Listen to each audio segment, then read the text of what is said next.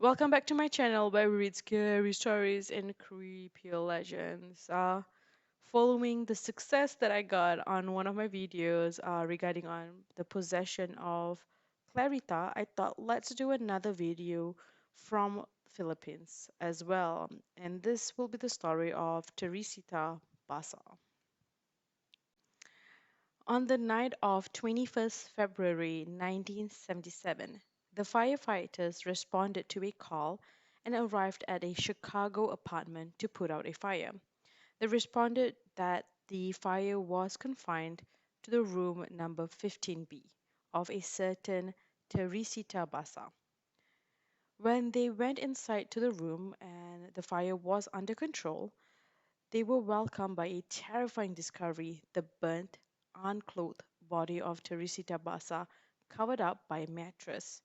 Investigators who arrived at the scene suspected that it was a case of rape/murder.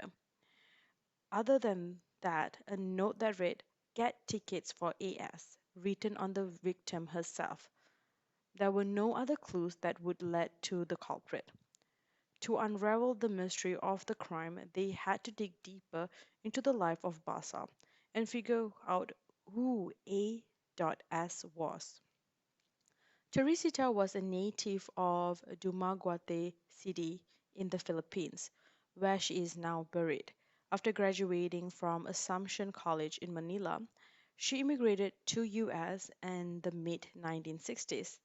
Before her death, she worked as a respiratory therapist. Wait, I need to say that again. Respiratory therapist at the now closed Edgewater Hospital in Chicago. As for the real identity of A.S., Detective Joe Stachula had waited a couple of months before getting a lead. Finally, he was asked by the Evanston police to contact a certain Dr. Jose Chua to get more information on Basa's case. Dr. Chua and his wife Remy, both Filipinos, were hesitant at first but later agreed to share their story after Detective Stachula assured that he's open to anything. Dr. Chua claimed that his wife would go into a trance like state and become possessed by a spirit.